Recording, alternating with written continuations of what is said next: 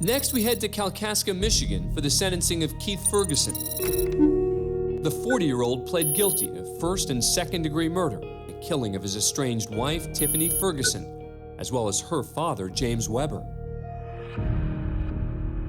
Ferguson shot his wife in front of their 4 children. Then, as she lay dying, Ferguson took the children to the home of his father-in-law and killed him. The children escaped to a neighbor's while Ferguson forced his way into a stranger's house and barricaded himself before finally surrendering to police. The motive, police believe, was that Tiffany had recently filed for divorce. At his arraignment, Ferguson had nothing but disdain for the judge and the court.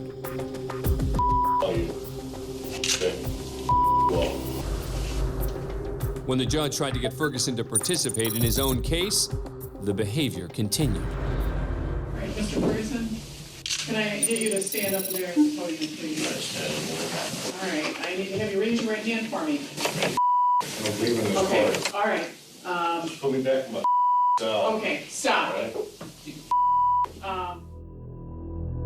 When it came to Ferguson's bond, the prosecution argued for the highest amount possible. The fact that the defendant has already murdered multiple people and fled and has taken hostages, there's no doubt in my mind that this particular defendant has a high risk of non-appearance or danger to the public. The judge agrees. We have 2 murders. We have issues of flight, home invasion, kidnapping. I'm gonna set it as a $10 million bond.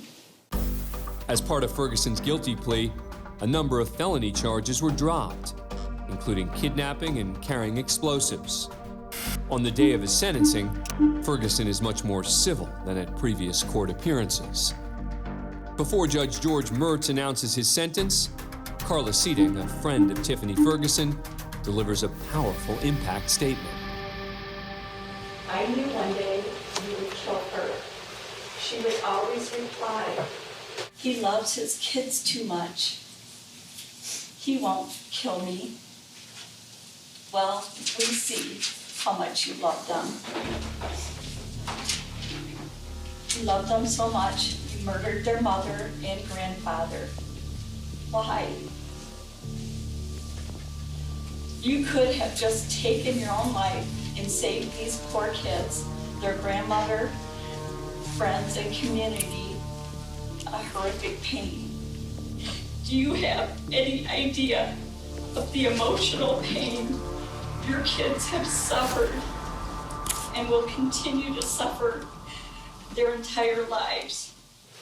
Your Honor, on behalf of the kids, myself, and all of Tip's friends and family, please send Keith to prison for life without any chance for parole.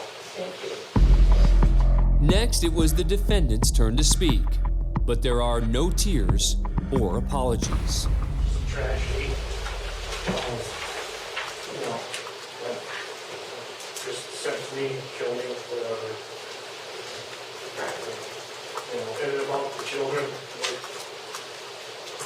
they've been through enough. And it would be good for me to, I don't want them to see me. Finally, it was time for the judge to hand down the sentence. But first, he had a few words for Ferguson. You may not meet the clinical definition of insanity, but there's clearly something fundamentally wrong with you. You're incapable of understanding that intentionally depriving an elderly woman of her husband, her mate for life, and 4 children of your mother, to satisfy your own selfish urges. Justice is something that deserves the most important and serious punishment. You'll never again have an opportunity to hurt any innocent people. You'll never again have the opportunity to be free. The judge sentenced Ferguson to life in prison with no chance of parole.